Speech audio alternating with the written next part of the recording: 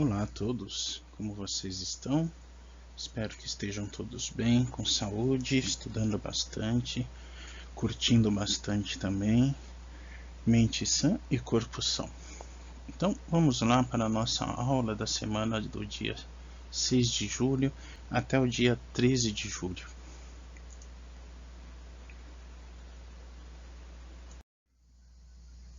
O nosso material de referência, mais uma vez, é o vídeo do Centro de Mídias, a aula do dia 25 de junho, juntamente com a nossa apostila, que está na página 87 do caderno do aluno.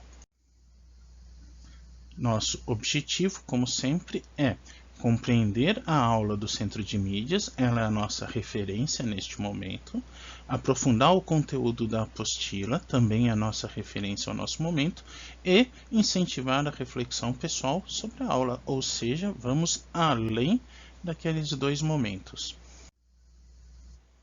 Então, o que nós vamos iniciar aqui? Na aula, o professor ele demonstra este slide sobre o Montaigne, tratando principalmente da questão do bárbaro e da questão do costume e, por que não, a ideia do outro, né? Principalmente o conceito de alteridade. Então, demonstrava aqui que quando a gente pensa em bárbaro e selvagem, na visão do Montaigne, ele está dizendo assim, olha, eu vou entender como bárbaro e selvagem todo aquele costume que é outro, além das ideias e costumes do país em que estamos. Então, em determinada situação, um costume que nós entendemos como normal, se ele não é aceito em outro lugar, é tido como uma barbárie. Então, um costume barra senso comum, porque afinal de contas a gente também não pode generalizar. Há uma ideia, há um conceito de que o europeu não gosta muito de banho, não é muito afeito a banho. Isso vem desde a época lá do descobrimento, em que os portugueses se espantaram com a ideia que os índios tomavam banho todo dia, estavam sempre no rio brincando, nadando, se limpando. Então, o que acontece nesta situação? O conceito de barbárie, por mais que isso possa parecer estranho hoje a nós, era o que? Poxa, esses selvagens, esses índios têm o costume de todo dia se banhar. Todo momento eles estão no rio, eles têm um convívio com o rio que nós, europeus, não temos. Isso é uma barbárie, isso é uma selvageria. Hoje, se a gente observa esse conceito, ao nosso olhar brasileiro, é uma barbárie, é uma selvageria, quando um costume não segue esta ideia que nós vivemos. Então, fala-se, por exemplo, sei lá, os franceses tomam banho uma vez por semana, usam perfumes caros, ou a brincadeira, hoje é sábado, dia de tomar banho. E aí você fala assim, nossa, lá uma vez por semana, Jesus, deve ser o caos na Terra e tudo. Então, o que acontece nessa visão do Montaigne? Se é algo fora do meu costume, eu vou entender como bárbaro. Isso a gente vai voltar um pouquinho mais para frente. Então, Montaigne, este jovem senhor que aqui está, nós vamos analisá-lo da seguinte perspectiva. Ele sofre muita influência, ou ele lê muito e gosta das ideias do Maquiavel. Principalmente alguns professores meus atribuíam a ele a ideia de um novo Maquiavel. Por quê? Porque ele tinha muita preocupação com o conceito, com a ideia de república. Então, o meu trabalho ele deveria sempre estar de olho na questão de república. Lembram que é república? Coisa pública. Res pública. Ou política. Lembrem-se, política sempre como algo maior. Conceito de cidade, não partido. Partido, o nome já diz, parte da política. Lembre-se sempre disso, ainda mais que estamos chegando sempre em épocas de eleições. Isso sempre tem que ficar bem claro. O objetivo do Montaigne, assim como o Maquiavel, é este homem ético. A postura deste homem, a postura deste governante, deve ser sempre pautada por uma ética. No caso dos dois, república, o bem comum. Ele era muito cético, ou seja, ele era aquele homem que sempre desconfiava de tudo, sempre ficava encafifado com tudo. Ele está sempre se preocupando, sempre querendo entender mais sobre uma situação ou outra. Então, o que ele faz com isto? Ele começa a olhar os costumes de época e começa a fazer críticas. Lembre-se, crítica significa uma análise. Dentro desta análise do período, ele destaca a hipocrisia social. Então, as pessoas dizem X e fazem Y. Um exemplo nas meditações do Montaigne, nas obras do Montaigne, ele critica, por exemplo, o fato das pessoas assoarem o nariz num lenço igual nós fazemos hoje. Então nós vamos espirrar, tiramos um lenço do bolso, limpamos o nariz dele e guardamos. Ele fala assim, gente, isso é uma coisa extremamente nojenta, porque como que eu posso criticar, por exemplo, o ato de espirrar na mão, ou põe a camisa no frente e tal, com este ato? São semelhantes. Então, Montaigne começava a analisar esses fatos. Se foi uma análise correta ou não, aí é um outro momento. Isso é o que ele expõe no livro, isso é um dos conceitos que ele defende. Além disto, ele defende, por exemplo, que esta hipocrisia leva ao fanatismo. Então nós passamos aqui um período de intensas lutas religiosas, cismas religiosos, as cidades-estados também. Então ele vai criticando toda essa violência. Uma máxima ou uma frase que sintetiza a ideia dele, que nós já falamos anteriormente neste vídeo aqui: cada qual considera bárbaro o que não pratica em sua terra. A história do banho. Então, a nós o banho é a coisa mais normal do mundo. O que é o estranho se nós não tomamos banho todo dia? Óbvio, no frio o pessoal sempre esconde, né? Mas enfim, é um costume brasileiro, é um costume latino. Chega alguém de fora, olha aqui e fala, meu Deus, vocês vão perder a pele de tanto que tomam banho. Então, essa barbárie está no desconhecido. Outro ponto que o professor tocou e que leva a essa questão dos desconhecidos é o conceito de alteridade. Então, lembrando, ou a definição que é dada de alteridade, consideração do valor e da legitimidade do que é diferente. Ou seja, a alteridade é perceber o outro, além de me perceber. Então lembrem-se que a gente sempre fala, quanto mais eu vou percebendo o meu eu, mais eu vou percebendo que existe o outro que nem eu. Então quanto mais eu me percebo, mais eu me percebo neste mundo, mais eu me percebo nesta sociedade, e mais eu percebo que existem milhões de outros eus. Então todos os dramas que eu passo, todas as preocupações, todas as situações que permeiam a minha vida, quanto mais eu mergulho no meu eu, quanto mais eu me conheço, mais eu vou percebendo que o outro também tem isso. É a questão do amigo, né? Então, quando um amigo está com problema, o que ele faz? Recorre ao outro. Então, o que acontece olhando do ponto de vista da alteridade? Eu tenho um drama que eu não estou conseguindo resolver sozinho. O que acontece? Poxa, existe alguém que já deve ter passado por isso, alguém que conhece alguma coisa sobre isso, como eu, que pode me dar uma luz nessa situação. Quem? Opa, meu amigo. Então, esta ideia de sociedade sempre interligada é algo fundamental na alteridade. E uma sociedade ela só vai funcionar bem quando esta alteridade funcionar. Porque esta alteridade, ou quanto mais esta alteridade funciona, quanto mais este quem sou eu e quem é o outro é respondido na minha ideia, mais eu vou chegar a um conceito.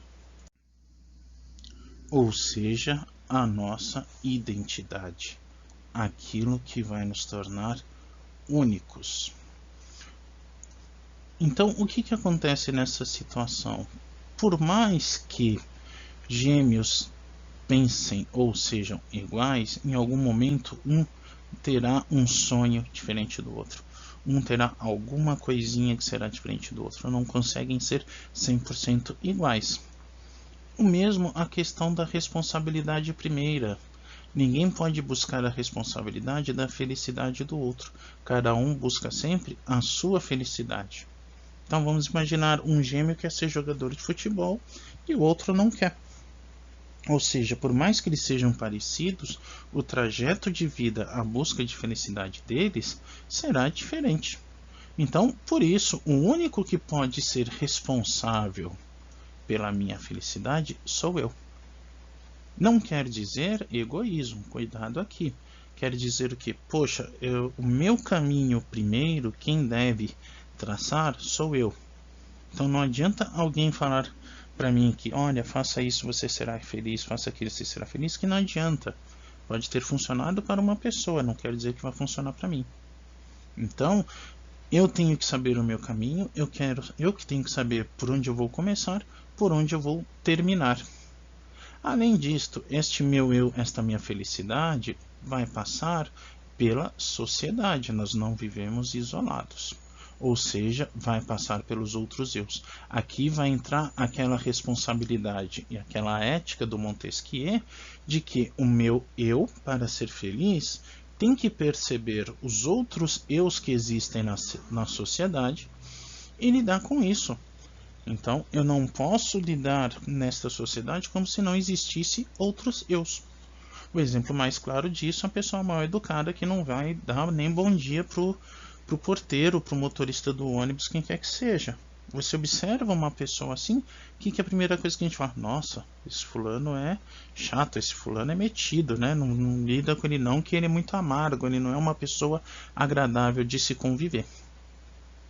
Isso me leva a uma responsabilidade. Então, o que acontece aqui? Lembrando do Montaigne, república e política. Para ser alguém público, no sentido de conviver, não preciso ser alguém famoso. Conviver, se eu quero a minha felicidade, passa pela felicidade do outro. Aquilo que a gente sempre bate na tecla. Se eu quero um Brasil melhor, começa por mim. E se eu quero esse Brasil melhor, a minha pessoa tem que ser ao outro também. Ninguém deseja algo ruim para si, a gente só deseja coisa boa para nós. E quanto melhor nós desejamos para nós vamos ter que desejar para este lugar em que habitamos. Porque quanto melhor este lugar em que habitamos for, melhor a nós. Então vamos imaginar, passa toda essa crise, quanto mais trabalho, quanto mais essa sociedade agir, mais baixo o preço do dólar e mais barato vai ficar o PS5. Opa, olha que coisa boa. Temos que pensar sempre positivo. Percebem aqui a vida política. Então, se o PS5 para chegar, o Brasil tem que estar bem. Aqui nós não vamos responder, mas são questões interessantes para a gente aprofundar. Então nós vamos dar uma colocadinha aqui. Então, dentro dessa nossa aula de hoje, que situações eu preciso desenvolver alteridade? Então, dentro dessa questão da identidade que nós passamos aqui, em que situações nós podemos pensar que eu devo desenvolver essa alteridade? Então, é aquela coisa de pensar no colchão. Poxa vida, será que não há algum momento neste meu dia em que, em busca da minha felicidade, eu preciso enxergar melhor o outro eu, aquela outra pessoa? Então, será que, em nome desta alteridade, não seria uma coisa mais agradável dar bom dia para o motorista? Uma ideia. Então, quais são os prejuízos que a ausência da alteridade? Olha, não tenho alteridade, não tenho esta identificação com o outro. Pode acarretar quando a gente olha culturas.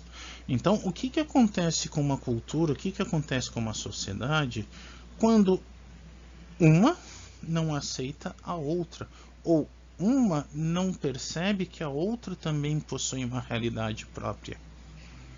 Então, choque cultural, o choque demográfico, aí geografia vai nos explicar muito melhor isso, história nos explica muito melhor, mas quando eu tenho esse choque cultural, a sociedade ela não se desenvolve, vai acontecer o quê?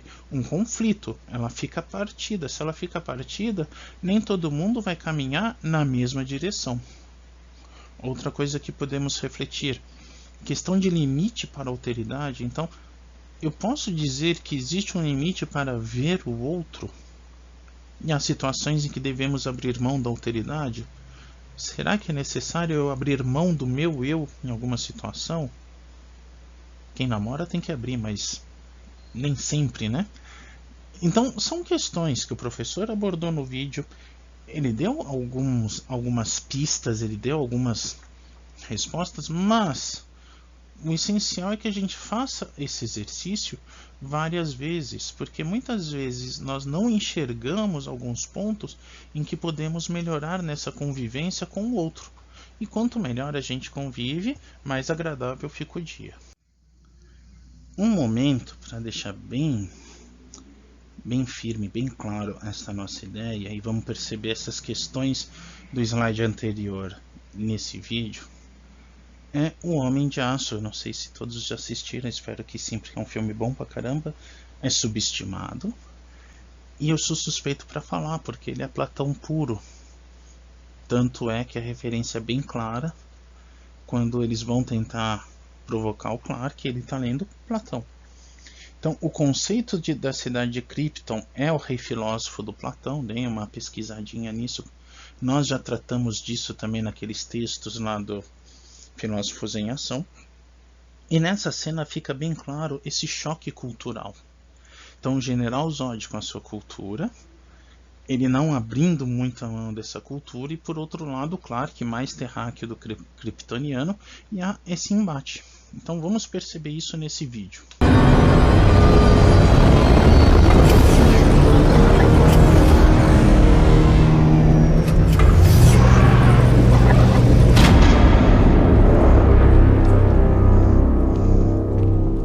Kal-El,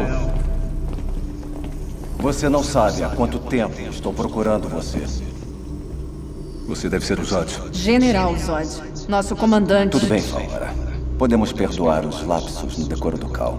Ele não conhece nossos modos. Então, esse deve ser um momento de celebração, né? Não de conflito. Quem é o bárbaro? Eu me sinto estranho.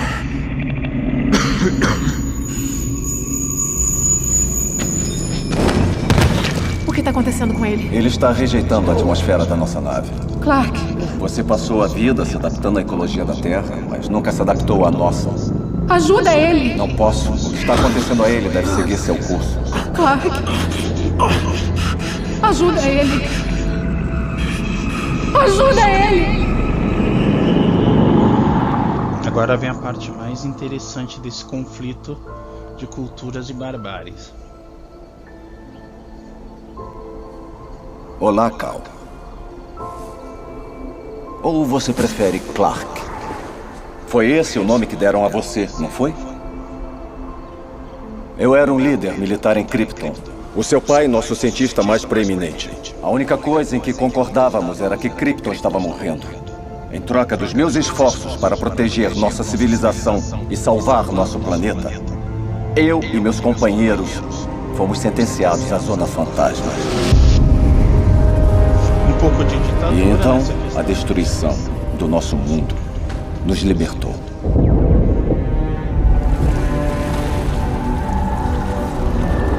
Ficamos à deriva, destinados a vagar pelas ruínas do nosso planeta, até morrermos de fome.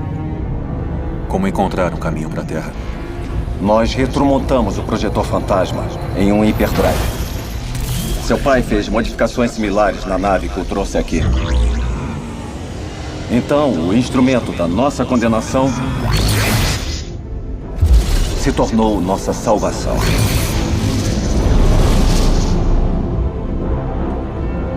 Nós fomos até as velhas bases coloniais procurando sinais de vida.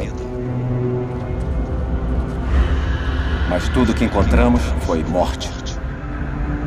Abandonadas por Krypton, essas bases definharam e morreram há muito tempo. Recuperamos o que pudemos. Armaduras, armas, até uma máquina planetária. Por 33 anos nos preparamos. Até que finalmente detectamos um chamado de socorro que você ativou quando acionou a antiga nave batedora. Você nos trouxe aqui, Cal. E agora está em nosso poder salvar o que restou da sua raça.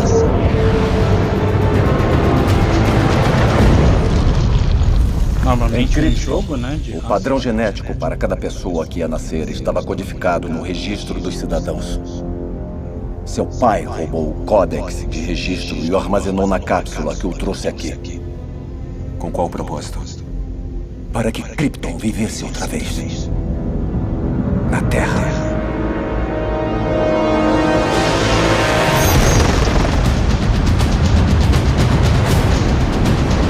Então, aqui é a ideia do ritual.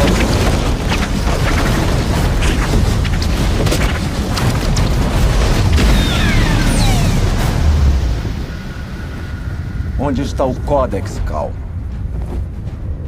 Se Krypton viver de novo, o que acontece com a Terra?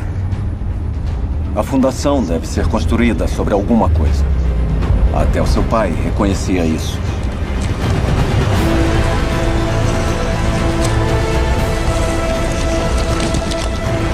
Não, Zod.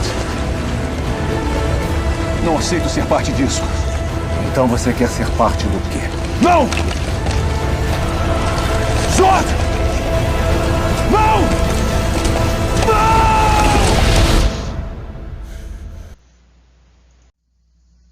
Então, como eu falei, eu acho subestimado esse filme. É um filme muito bom quando você começa a perceber em outros aspectos.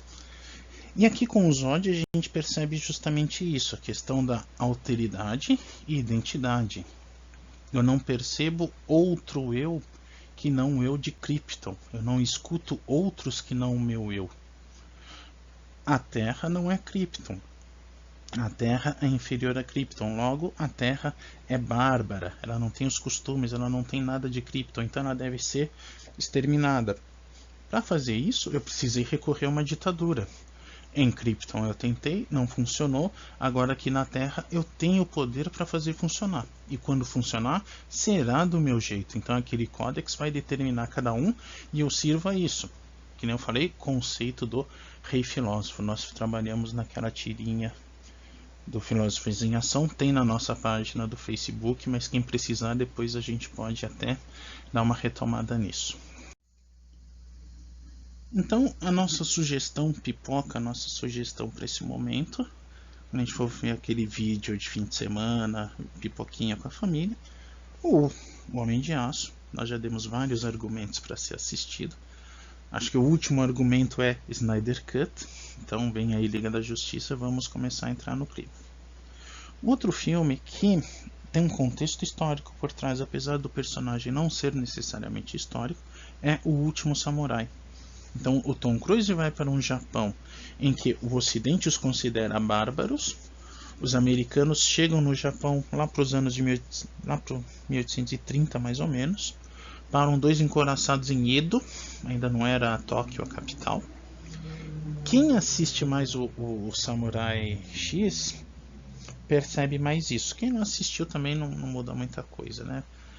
Então toda aquela discussão do shogunato, dos portugueses, da influência católica que leva um medo social ao Japão. Então, a ideia de barbárie. Olha, esses portugueses católicos são bárbaros que vêm aqui destruir a nossa ordem social. Fecharam o país, faziam um comércio em 2 portos, longe da capital, com holandeses e britânicos, e só, até que não deu para segurar o mundo quando os americanos chegaram e eles se abriram. Então, esse choque de culturas, esse choque entre aquele que é bárbaro e atido selvagem, e como o Tom Cruise vai percebendo e vai refletindo sobre isso, é bem legal.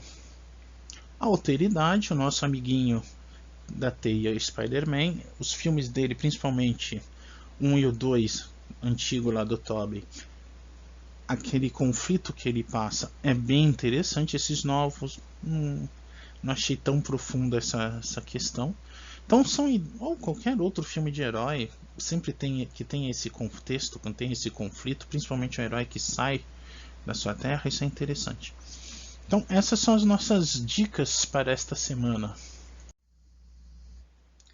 Não se esqueçam de responder a nossa atividade, as nossas questões. Não esqueçam de estudar bastante, ler bastante e se divertir bastante também, né? Faz parte. Então, como sempre, se alguém tiver alguma dúvida, angústia, perturbação na força ou no cosmo, mande um e-mail, escreva para nós. Agora nós estamos testando lá no Classroom uma sala do Meet em que, nas quintas-feiras, das 10h30 às 11h45 da manhã, eu vou estar dentro dessa sala, vou estar nessa sala logado. Caso alguém queira aparecer para fazer alguma pergunta, fazer algum comentário, bater um papo, qualquer coisa, comenta, poxa, eu vi o filme, eu gostei dessa cena, quero entender mais, quero... Então, fazer essa reflexão, fazer esse momento reflexivo. Vamos experimentar quinta-feira. Eu não sei se tem outro professor atendendo nesse horário. Eu sei que vocês não têm aula nesse horário, então não atrapalha a dinâmica. Então, senhores, sem mais, eu paro por aqui. Desejo a todos uma ótima semana, ótimo estudo, ótima diversão também. Uma diversão sadia sempre ajuda. E até breve.